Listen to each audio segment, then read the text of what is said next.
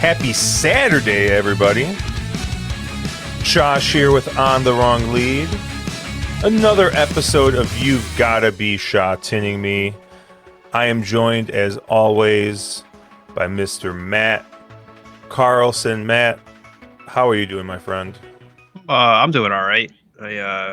I turned 40 this week, and then my body immediately fell apart. So that's why we're doing this Saturday morning instead of Friday night. So it's but hey, officially in the over 40 club. Maybe I'll get a senior discount or something somewhere. I'm not sure. Yeah, we were talking a little bit before the stream or the recording here that I got asked to play in an over 40 volleyball league. So that I told the guy, I was like, I'm 39. I'm like, is that going to be okay? He's like, let me double check. And so I guess he like messaged the guy who runs it. He's like, yeah, 39 is fine. He's like, no younger than that. Like, as long as they're turning 40 within the next, 12 months, basically. So my birthday's in April. We'll be going to Vegas for that. But yeah, I'm looking forward to this because I've been playing volleyball. So I played volleyball in junior high and high school, playing our high school varsity team, and we like it's nice because like when I play, you look around and you see like a variety of ages, right? Um, and you see a lot of like guys in their 50s and even like there's some women in their 50s and maybe even 60s, who play, and they obviously they run age protected stuff and all this stuff. So like it's cool. Like you go out. It's kind of like it's not as I think. Age proof as something like golf, right? Where you go to the golf course and like you get paired up with guys who are in their 70s, maybe even. But you see a fair bit of people playing, into pretty late in life. So so I like playing it. I have a good group, but I'll tell you, man, the now turning 40, playing with some of these guys in their 20s is rough. It is rough, dude. And like, I was never I was never the most like athletic person. I mean, I played sports my entire life. I'm 6'3", so I have height, and which is very important for something like volleyball. But like, I'm not like one of those guys I like my jumping ability is not great and all this other stuff. But I play with some of these guys, and they just like they're like jumping out of the gym, and I'm just like sitting here like just like looking straight up like, oh, what am I supposed to do about this? Like, um so I'm interested to see how this goes. The guys I play with, um they're all in good shape, like, and they're all really good. So interested to see how it goes. But I play in two different groups, right? I play with these younger guys and some of my buddies one day, and then I play with a group that is generally on the older side, like where I'm probably one of the younger people in the group. We have a couple people in their 20s, but I'm definitely on the bottom half. And playing with them, like it's just a different level, and it's just a different feeling. So I'm excited to see if that's how this tournament we're playing in a couple weeks is going to be, or if we're just going to get blown out by a bunch of boomers. I don't know.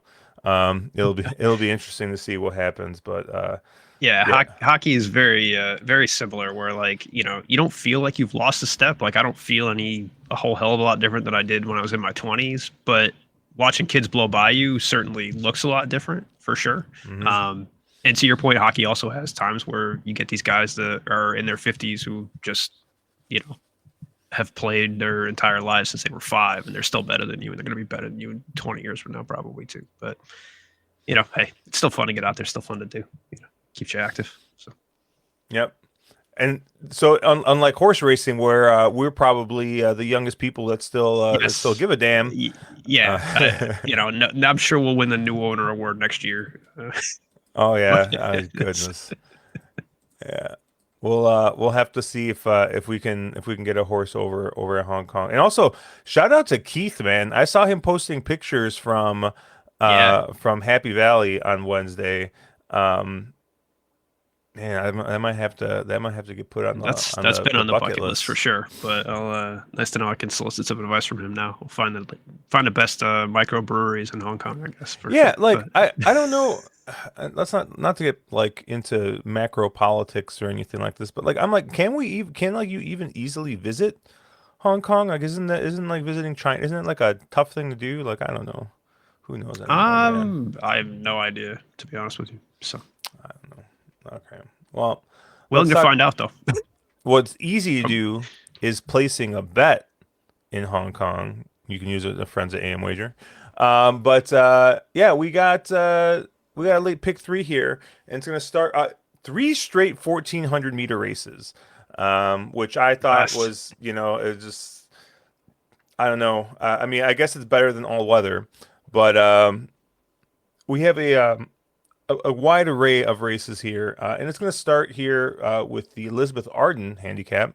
I believe this is Ladies' Purse Day or something. It's So Shasha Lady's birthday or whatever, or yeah, Sasa. Sorry, I don't. um, and Edelon Orr, the one horse, is coming in very very good form. Right, ended the year with I think four straight good races. Comes back first up, wins.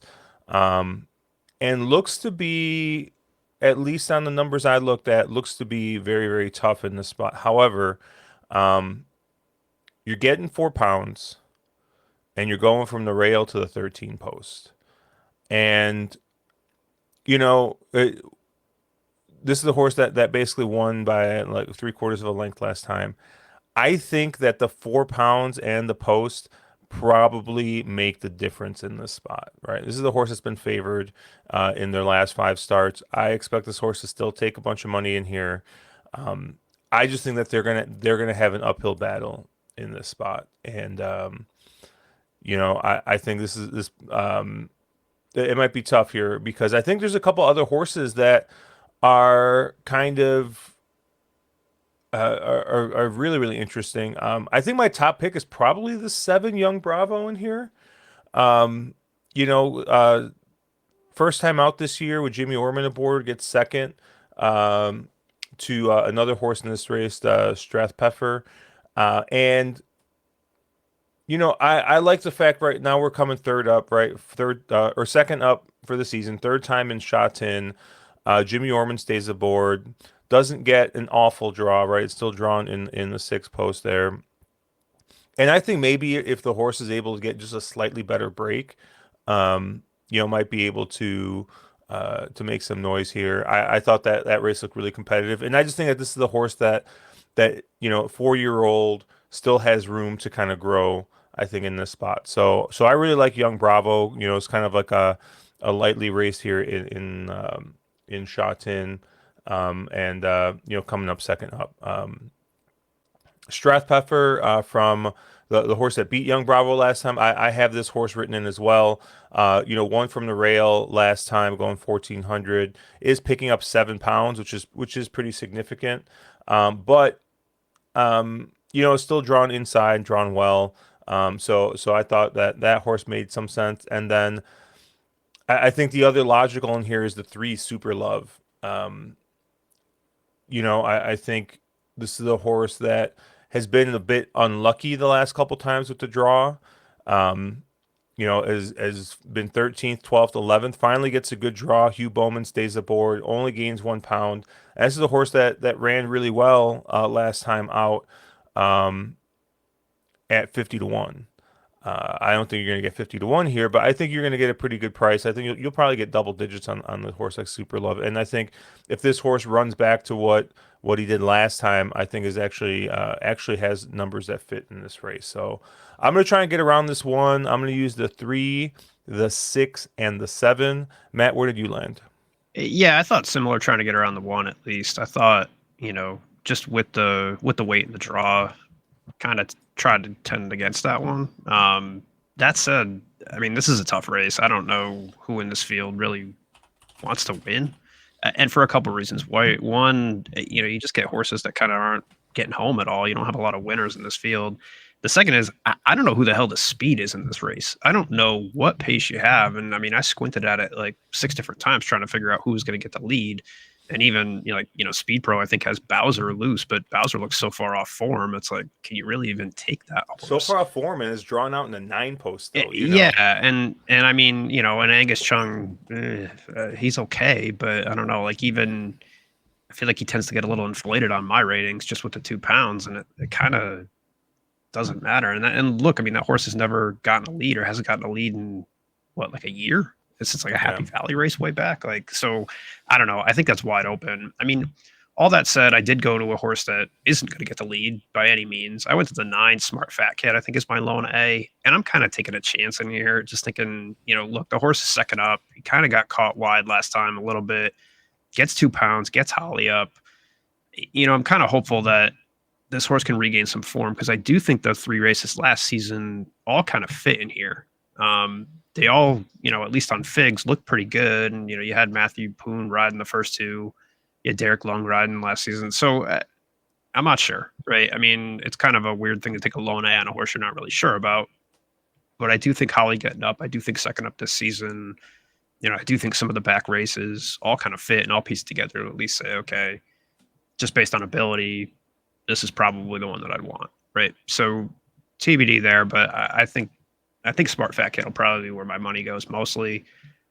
Other than that, like I said, trying to find who the speed was going to be in here, I think I went to the 12 Superb Guy, and it's not in the comments, but if you watch the last replay at least, he does kind of hop at the break, and after that, kind of tries to rush up on the pace. Then what is in the line, if you watch the replay on that thing, I mean, he gets pinned on the rail and just really has nowhere to go. And so he finishes like 13th, but that's basically because they shut the horse down in the stretch, right? Like there was nowhere for this horse to go. So, Lyle Hewson just kind of pulls it up and treats the race as a wash. Is that any going to give him a better ride? I have no idea.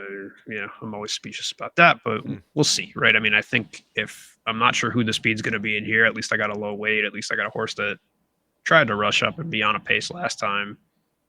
TBD, but I'm willing to try it at what I think you'll get is a decent price.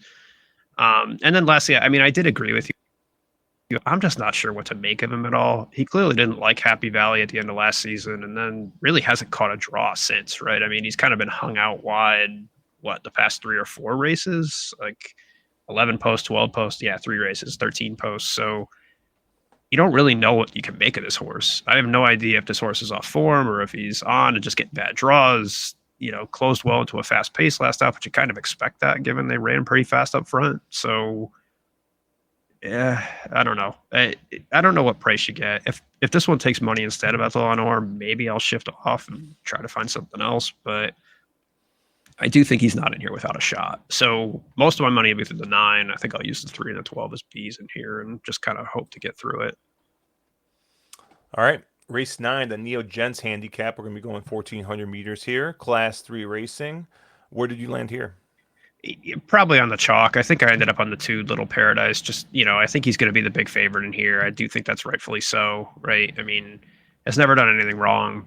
He's not without questions. I mean, he's trying 1,400 for the first time, but I just think his closing kick is better than anybody else in this field. And with that, looks like one that should, probably translate up to the 1,400 meters over 12.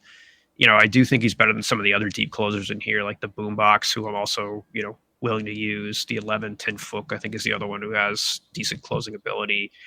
I'll probably still use both those horses as Bs, just in case like Little Paradise doesn't take to the distance. Um, but I do think the 2 in Little Paradise is going to be hard to get around.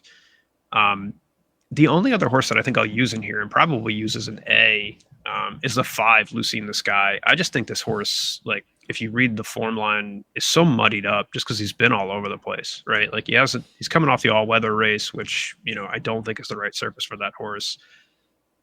I like seeing those things. I think because I think just trainer angle wise, yeah, there's a 5-6% move dirt to turf, but it is profitable over the past 2 years. I do think that horses like that can show second up. And, distance wise, I don't know if 1,400 meters is what he wants, but I really don't know what this horse wants at all. And I've bet this horse before. I think there's back races for this horse that do fit. I'm willing to take a chance, right? Bowman's getting back up. The draw stinks, but, TBD. right? You're going to get double digits probably on this horse, and I do think for a horse that has ability in a field that you kind of have some question marks over, I'm willing to take a chance. So, I'll use him as an A. I don't think he'll have an A chance to win this race, but I do think given the price, you probably don't want to let that one slide through. I'll use Little Paradise as an A, and then I'll use the Boombox and Tin Fook. I think as B's just backfill if for whatever reason Little Paradise doesn't close home on him. Yeah, Lucy in the Sky is kind of an interesting horse because I think the 1400 race in Class Two. I mean, this horse went off favored in that race, right? Yeah, And I obviously got laid up for 7 months after that. Came back in that all weather race, and now, we're basically, second up here. I think the draw kind of hurts him, but I'm interested to see how he runs. I agree with you on Little Paradise. It looks like the horse to beat in here, and really the only other horse I think that has back races that fit in here is the one Juno Pride, and but the issue with Juno Pride is I think this is definitely a horse that runs much better when drawn inside. I mean, like most horses at Hong Kong, and he's stuck out in the 12 post. So, we've seen this horse drawn out wide there, and it's kind of been a mixed bag on how well he runs when out there. But interested to see second up here. I mean, this is a horse that's been very, very successful here at Hong Kong. I mean, has missed a trifecta once in 10 starts.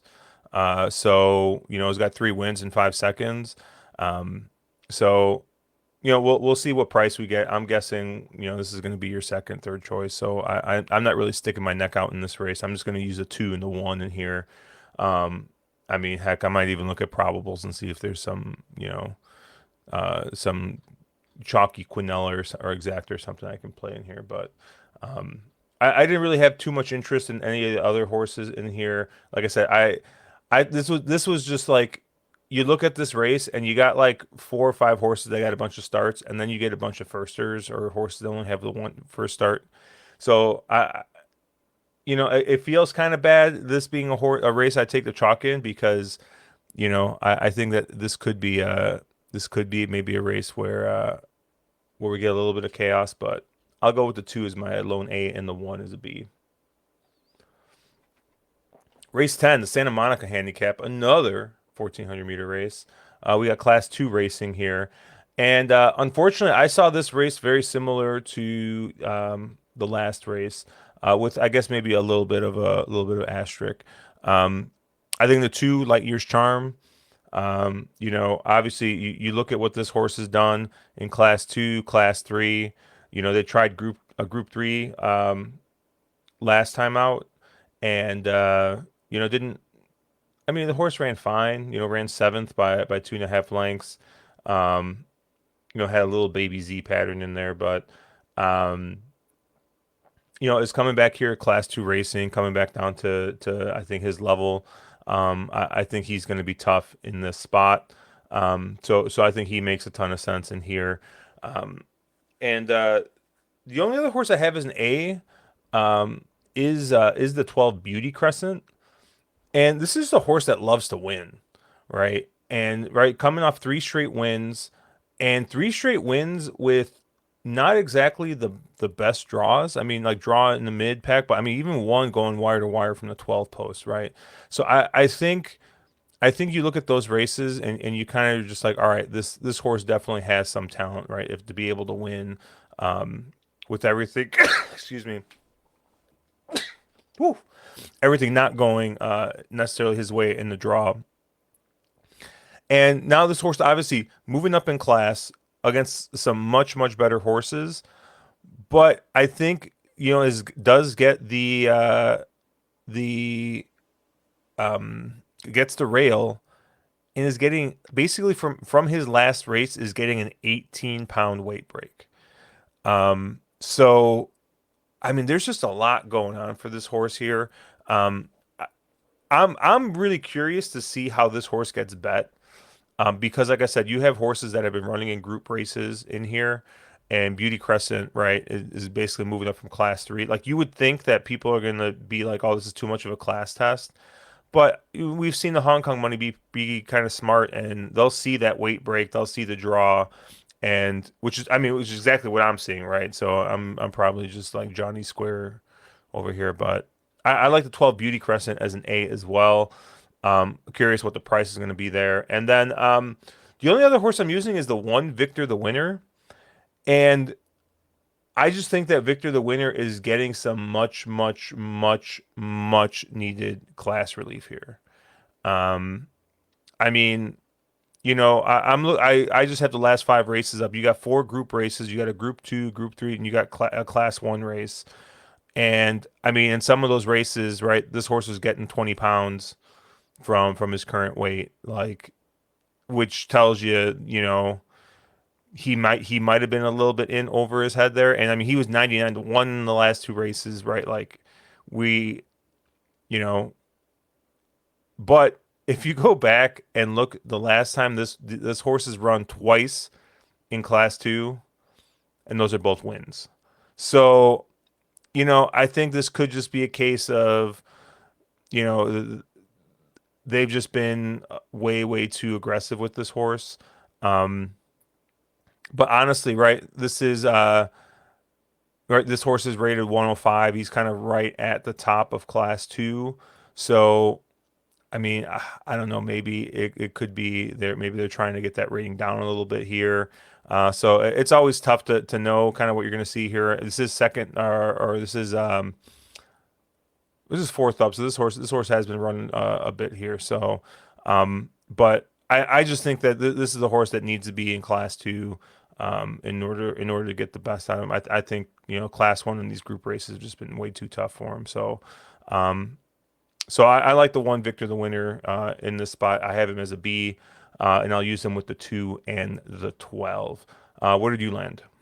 Yeah, I guess two things stood out to me in this race. One is that it's going to take a lot of like mental strength for me to not bet Mugen. I'm going to Mm, pat myself on the back for not taking Mugen in here, but with Brittany Wong up, I'm like, it's tempting. yeah. But that, it's going to take a lot of mental fortitude to not, play that horse. But I still probably won't. You shouldn't. Please don't play that horse. Probably talking him in by saying don't bet that horse, but is what it is. Um, I, I didn't know what to do with Light Years Charm, and I guess similarly, I didn't know what to do with Victor the Winner, just because David Eustace has been so cold, right? Like I think he's 1 for 70 something overall, and like Hmm. 0 for 32 at Sha Tin. And it's like I just don't know how much money these horses are going to take versus seeing them, kind of running for a cold trainer, right? And seeing kind of that first up effort from Light Years Charm look pretty bad in a race that I think he went off second choice in. Even it was kind of a disappointing finish for in the Celebration Cup for him, considering I think he went off at like 5-2 somewhere around there. I think it was like 2 point something or 3 point something that he went off. So I don't know. I mean, he's dropping back down in class, right? He clearly, I think, the most talented horse in this race. He's got Zach up. I just think it's going to be a tough price to swallow. And you kind of see with those prices that you get in the pick threes, if you get one chalky leg, it kind of, especially the way I'm playing the second leg, if I think the Little Paradise is going to win, you're kind of killing your own payment if I take that horse. So don't get me wrong. I think Light Years Charm has every right to win this race. It's probably the most talented horse in this race. And I'm going to give you an argument to not bet him. So, if you're just going to bet talent alone and you want to cash a ticket, go for it. I think I'm going to try and get around it just because I think the price is going to be too short. Um, Beyond that, so I went to two other horses that I don't think he talked about at all. The first one I went to was the 11 Iris Nova, and I think this is just one of those horses that kind of keeps improving, right? Like if you look, it's just kind of been on that steady climb through class three into class two. Gets a better draw here.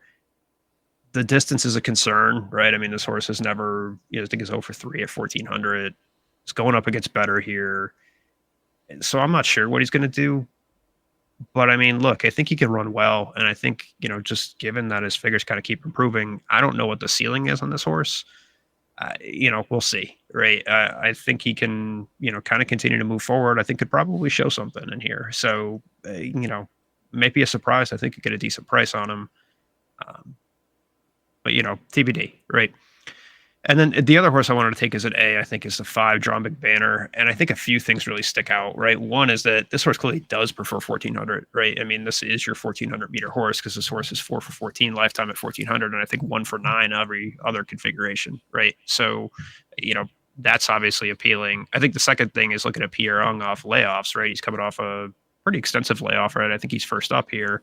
Um, yeah, he's been off since June. Pierre Ung, I think, is 13% over the past 2 years with an ROI of like $4.40 that are playing horses off layoffs. So while the late form in April and June didn't look that great, I think it probably shows something here that he hadn't shown kind of up until that break. And I do think he's going to be towards the front. I think that's where Holly wants to be, right? I mean, I think Holly, for all her newness to Hong Kong, you kind of saw a race on Wednesday night where she just took a horse from wide straight to the front and rationed the speed and got the horse home. I can envision a pretty similar trip here, to be honest. So I think I'll take that one as well, and hope that Holly can kind of navigate the trip from a 10 post and kind of wheel around and show something off the layoff with this horse. So I'll be 5 and 11, and I'll probably end up sneaking Buchanan, but I shouldn't. And then Light Years Charm, right? If he's too short, I'll probably just avoid that one entirely. Again, just kind of hope to get through it. Where'd you go for your bonus bet? I went to race 7. I went to the stakes. Okay, where'd you land here? So I've had a note for over a year now on the 13 California Totality that this horse is like purpose built for long one turn races, right? And what's funny is, right, like it's one of the least run configurations at Hong Kong, right? Like you don't see many high class like 1800-meter races. And so because of that, they keep running them at Happy Valley. They keep running them around 2 turns at 2000 meters plus. And it's just one of those things where I don't think he's great, but he needs the distance. And so like this is the ideal setup, I think, for him. He's looked really good. I think his last 2 at Happy Valley have, on figs, kind of come back really strong. He's getting the low weight here. He's getting a good draw. I think he's primed, right? And I think, I always look for this horse running at 1800 meters. It's one of those things that I just kind of track and hold out for, seeing where he can run from. And, I think because of that, it's going to be my best bet on the card, just because, again, I think this horse kind of is that purpose-built 1800-meter, like, long race, one-turn horse. So, kind of that stare. Yeah, moving up in class. Yeah, is probably going to be a decent price, but I think I'm willing to take the shot against what is actually a pretty strong field in this group race. So. Oh yeah, dude. I was looking through this race, and I was seeing Sword Point in here, Ruby. I mean, these some Pray for Mir, who I've probably bet every single time this horse has run. It's a great race. Like it's a Um, really solid. Those Group 3 races kind of do end up that way, just because you kind of fall off from like the top of the top, and you get that second tier of horse that's just a really competitive, like solid group. So. yeah, I will. I will wait for Sword Point to get back on all weather. If I'm thinking of the right horse, I'm pretty sure it's a all Yeah. weather horse. Yeah. Yep. Yeah. Yeah. He's surprised. He, like had that 4 length win on the dirt last year or something like that. I think. So. Yeah. I um. I don't know, man. I think I went to race 2. Um. For my pick. And surprise, surprise, I did not go actually with the Brittany Wong horse because I think she's on like a firster here, the 4 Magic Super. Um, I don't think I'm gonna get a price whatsoever on here. I'm probably on the favorite in this spot, but I'm going with the old low weight good draw horse here. The 14 winning money. And this is a horse that obviously has been. They tried the 1,000 meters once, and he didn't run very well there. Then they immediately were like, "Hey, we're gonna go to Happy Valley." Actually, I think they've actually run twice on the 1,000 meters. I think they have a fourth in one of those starts. But um, so this first up for this year. You're getting low. You're getting a low weight in this spot, 121 pounds, and you're getting a 13 post here. And you also have a horse that's shown some speed. So I just think that winning money is like this is just kind of set up. I think for this horse where is basically got everything going for him except for maybe the fact that DeMello is not won a race yet to start this meet in 47 starts. Um, so maybe that's the one question here, but I'm guessing you're going to get 4 to 1, 5 to 1 on this horse. I don't think you're going to get much. I mean, I wouldn't even be surprised if this horse ends up being the favorite, just because you got a bunch of these firsters, but you never know. There could be a they knew horse in here. So, um, yeah, I'm gonna go with the 14 winning money in the spot here. The nice thing about Saturday morning is you can check these odds and see where he's actually sitting right now. Oh, So that's true. What do we got right now? right now you are at 6.9, so just below 6 to 1. Yeah, that's kind and like I said, that's kind of what I figured. I figured Yeah, you're gonna get 4 to 1, 5 to 1, or something like that. That's about where I think he'll be. That's what he was last time out. But once again, like I think it's just something that everyone else is going to see. They're going to see drawn on the outside rail, showing some speed. Has run much better the last two times. Um, is coming off the layoff, but and like DeMelo's fine, right? Like he was I think like champion South African jockey. So like it's not he knows how to ride. It's just I they're don't he all they're all really good jockeys. yeah yeah It's funny. Like I've been watching a little bit of the Australian racing just because like they have all their carnival stuff going on right now, and like you see all these jockeys coming back, and the jockeys that like did incredibly bad in Hong Kong. You're like, these jockeys suck. Like they're not going to do anything, and then they light it up in Australia just because like Hong Kong's really competitive. All right, like you can make good jockeys look foolish. So hey, yeah. it I mean like happens. because what Keegan was what he was 5% last year I think. Yeah, Yeah, he was yeah, like yeah. he was like He's five he's percent. clearly Like not like one of the top jockeys, but they're all good, right? They all yeah, have their moments. So yeah. But like we talk about this too, right? These are always. I mean, 14 horse fields are like the norm, right? So what's 1 in 14? It was like 7%. yeah, something around there, right? Yeah. So So like unlike here in the U.S. where it's like if you're not winning at like 12 to 15%, it's like what are you doing? Like whereas here it's like hey, like if you're winning at 5%, it's like winning at like 10% in the U.S. It's like it's all right. But yeah, yeah, I think the 14. I think it makes a ton of sense in here. If one of the firsters wins, I wouldn't be surprised. Um, but yeah, it should be a fun card. I just thought it was funny. It was all 1,400 races at the end. I can't wait. I forget. They only do the dirt cards during the week, right? They don't ever run them on Saturday. that I'm not sure of. You might get like a Friday night snuck in at some point or somewhere Oh around there, man, but like they what were do all they do? screwed up because they did their one like Happy Valley daytime card over there, and Hmm. so I don't know. Like my picks have been awful, and I think it's just been screwed up because it's like you go from Sha Tin all dirt to a daytime Happy Valley to Happy Valley during the week. So like I've been ice cold here. Well, you're gonna be in trouble I, next year too. why they're running Chungfa? Yeah, Can you? I Chungfa. don't think you could bet on that though. Like I think they're non-wagering events, so But we'll they're see. gonna. I But think next year is when they're gonna start racing there. yes, yeah, they will. And that'll screw up all my database. Yeah, that's what I'm so saying. Good luck. I'll be hacking that together from like trials and shit like that. But uh, I think the good part, right? I said I don't think you can wager on it like right off the jump. right now, but I think.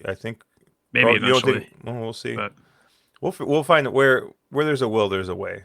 TBD. I'm still my Breeders' Cup bankroll that I made for after I told you I wasn't going to bet it at all. Then I ended up Oh having a really good God. weekend. I'm burning through it back at Hong Kong now, so So it's a positive. I got one wagering story from Breeders' Cup weekend. So I like Is and it not craps related? no, it's I not hope. craps Oh, related, dude. okay, That damn. was awful. All right. But here's the thing, right? Like I don't want to get into like bad beat stories or anything like that. But we're gonna talk about bad beat stories. Basically, like um my two largest so my three largest bets of the weekend. One was Cy-Fair, the 10 horse, who won the sprint. Um, so I was super happy to get whatever price I got on that horse. That was one I gave out to my overseas friends at 10 to 1, and that basically uh, gave me a profitable weekend with the picks I gave them. So I was happy with that. But um, Rebels Romance, I had doubles in the turf doubles going into the horse. I had that horse singled everywhere, and then my other single and one of the larger bets I placed was on Citizen Bull.